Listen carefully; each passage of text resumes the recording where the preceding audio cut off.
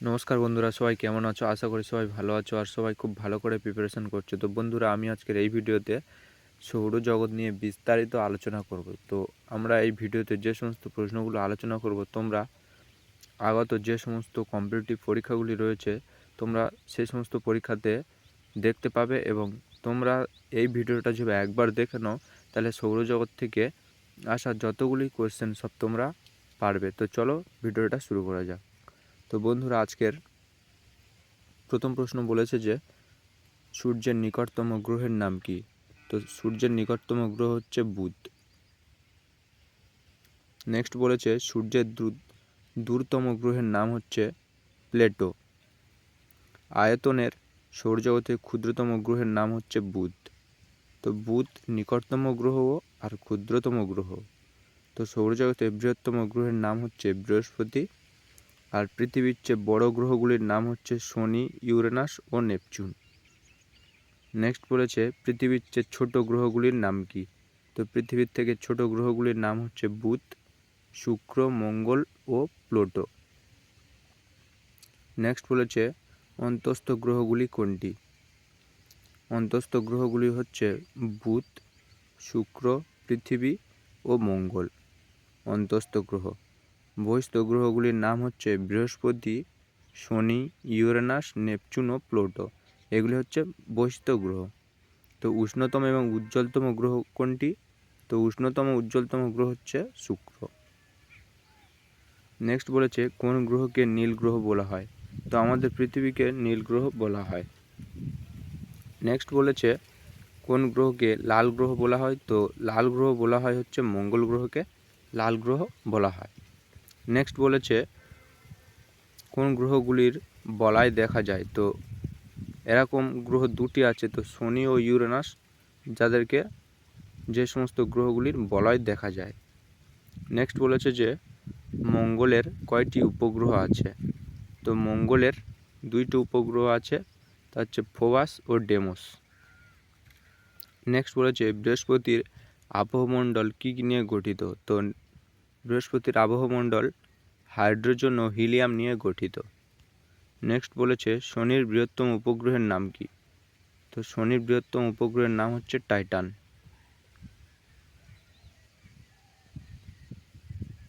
Next বলেছে যে নেপচুনের উল্লেখযোগ্য উপগ্রহটির নাম কি? তো ট্রাইটন। এটা টাইটান নয়, এটা হচ্ছে ট্রাইটন, যা নেপচুনের উল্লেখযোগ্য উপগ্রহ। নেক্সট বলেছে প্লুটোর উল্লেখযোগ্য উপগ্রহের নাম হচ্ছে চারণ। তো বন্ধুরা, এই সমস্ত কোশ্চেনগুলি তোমার দেখতে হবে যে আগত যে সমস্ত পরীক্ষাতে প্রায় সমস্ত প্রশ্নগুলি আসবে। তো ভালো করে এগুলি পড়ো বা দেখো, দেখবে তোমাদের খুব ভালো ফল হবে। তো চলো তোমাদের বলছি যে তোমাদের যে এমনই ডিটেলসে কোনো সাবজেক্টের উপর ভিডিও চাই তাহলে তোমরা কমেন্ট করতে পারো, ঠিক আছে? তো চলো, বুধের পরিক্রমণ কাল কত? তো বুধের পরিক্রমণ কাল হচ্ছে 88 দিন। নেক্সট বলছে সূর্যের আবর্তন কাল কত? তো সূর্যের আবর্তন কাল হলো 24 দিন। নেক্সট বলেছে পৃথিবী থেকে সূর্যের দূরত্ব কত? তো পৃথিবী থেকে সূর্যের দূরত্ব হচ্ছে 149.8 মিলিয়ন কিমি। নেক্সট বলেছে সূর্যের পৃষ্ঠের উষ্ণতা কত? তো সূর্যের পৃষ্ঠের উষ্ণতা হচ্ছে 6000 ডিগ্রি সেলসিয়াস। সবুজ গ্রহ কাকে বলা হয়? তো সবুজ গ্রহ বলা হয় ইউরেনাসকে। নেক্সট বলেছে পৃথিবীর আহ্নিক গতির ফলে কি কি হয়? তো পৃথিবীর আহ্নিক গতির ফলে পৃথিবীতে দিন রাত্রি হয়, নদী ও সমুদ্রের জোয়ার ভাটা হয়, বায়ুপ্রবাহে সমুদ্রস্রোত নানা রকমের গতিবিক্ষেপ ঘটে, আর সূর্যোদয়, সূর্যাস্ত ইত্যাদি হয়, বা উদ্ভিদ ও প্রাণীর সৃষ্টি হয়। নেক্সট বলেছে পৃথিবীর মেরু রেখাটি তার কক্ষতলের সঙ্গে কত ডিগ্রি কোণ করে আসে? এই প্রশ্নটি অনেক সময় অনেক পরীক্ষাতে এসেছে, তো এটি ভালো করে পড়বে। তো এটি সঠিক অ্যান্সার হবে 66.12 ডিগ্রি।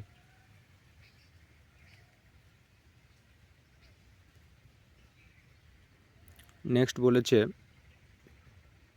একবার সূর্যকে পূর্ণ পরিক্রমণ করতে পৃথিবীর কত সময় লাগে? তো পৃথিবীর সময় লাগে 365 দিন, 5 ঘন্টা 48 মিনিট 46 সেকেন্ড। অর্থাৎ আমরা এটাকে 365 দিন 6 ঘন্টা বলতে পারি। কোন দিনটিতে সূর্য থেকে পৃথিবীর দূরত্ব সর্বাধিক হয়? তো 4 জুলাই পৃথিবী থেকে সূর্যের দূরত্ব সর্বাধিক হয়, একে অপসূর অবস্থানও বলে। প্রায় হয় 15,20,00,000 কিমি। নেক্সট বলেছে কোন দিন থেকে সূর্য থেকে পৃথিবীর দূরত্ব সর্বনিম্ন হয়?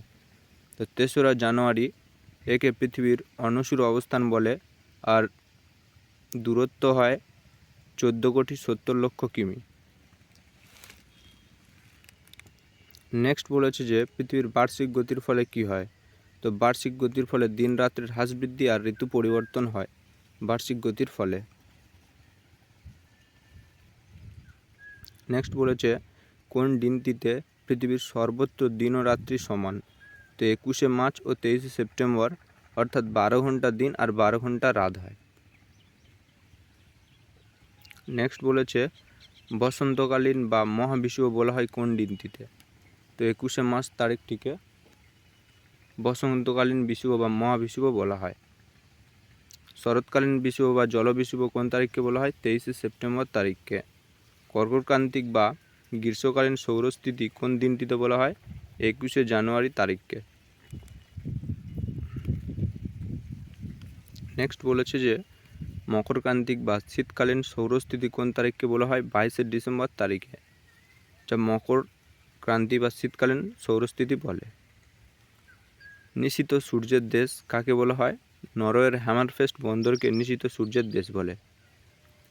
ঋতু পরিবর্তনের কারণ কি? তো ঋতু পরিবর্তনের কারণ হচ্ছে পৃথিবীর গতিবিক্ষেপ, পৃথিবীর গোলাকৃতির কারণে, পৃথিবীর আবর্তন গতি, পৃথিবীর পরিক্রমণ গতি এবং পৃথিবীর উপবৃত্তাকার কক্ষপথের জন্য, বা পৃথিবী এই যে তার নিজের কেন্দ্রের কক্ষতলের সঙ্গে 63.12 ডিগ্রি হেলে থাকার জন্য ঋতু পরিবর্তন ঘটে।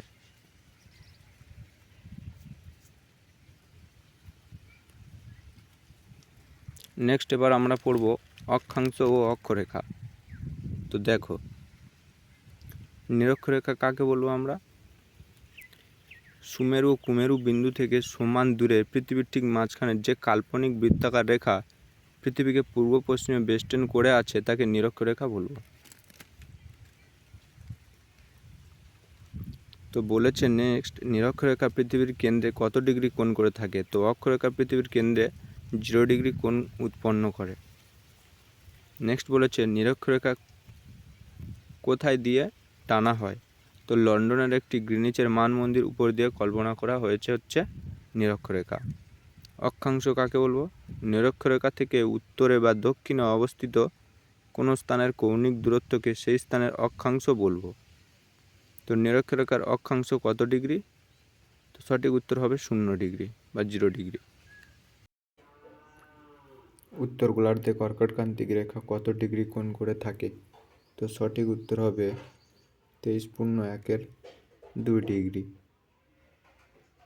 কোণ করে থাকে। নেক্সট বলেছে যে দক্ষিণ গোলার্ধের মকরক্রান্তিক রেখা কত ডিগ্রি কোণ করে থাকে? তো সঠিক উত্তর হবে 23.12 ডিগ্রি। তো উত্তরগুলি একই হবে কিন্তু প্রশ্ন আলাদা, তো তোমরা এটা কি লক্ষ্য রাখবে। নেক্সট বলেছে 66.12 ডিগ্রি উত্তর অক্ষাংশকে অক্ষরেখাকে কি বলে? তো সুমেরু বৃত্ত বলে। নেক্সট বলেছে যে 66.12 ডিগ্রি দক্ষিণ দ্রাঘিমা রেখাকে কি বলা হয়? তো উত্তর হবে কুমেরু বৃত্ত। বন্ধুরা, তোমরা মনে হবে যে আমি সেম কোশ্চেন করাচ্ছি, কিন্তু না, তোমরা প্রশ্নর দিকে একটু খেয়াল করে দেখবে।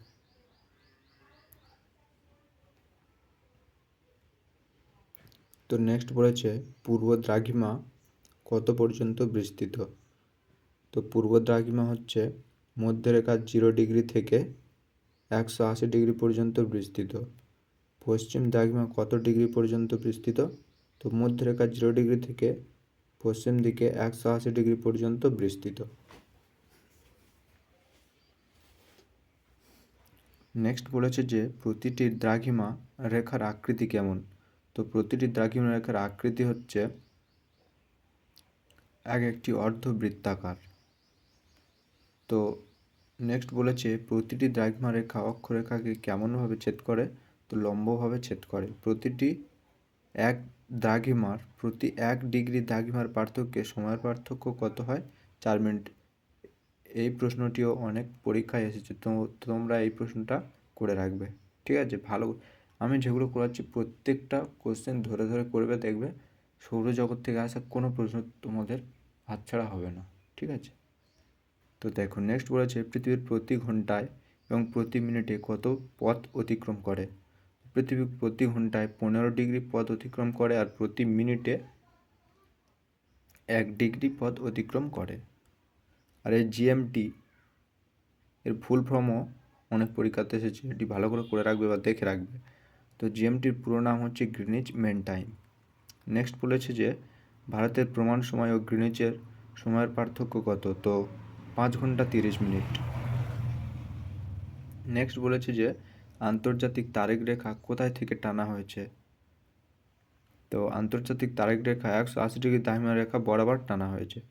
তো 80 ডিগ্রি দ্রাঘিমা রেখা কোন মহাসাগরের উপর দিয়ে বিস্তৃত হয়েছে? তো সঠিক উত্তর হবে প্রশান্ত মহাসাগরের উপর দিয়ে টানা হয়েছে বা উপর দিয়ে গিয়েছে। তো বন্ধুরা, এমনই ভিডিওগুলি পাওয়ার জন্য আমাদের চ্যানেলটি সাবস্ক্রাইব করো আর আমাদের টেলিগ্রাম চ্যানেলে জয়েন হন যাও, যা আমরা এই পিডিএফটা ওই টেলিগ্রাম চ্যানেলে আপলোড করব। আর তোমাদের যদি আরও এইরকম ডিটেলসে কোনো সাবজেক্টের উপর ভিডিও যদি বা তোমরা চাও, তো আমাদের ভিডিওতে কমেন্ট করতে পারো। তো চলো আজকের এই পর্যন্ত, ধন্যবাদ।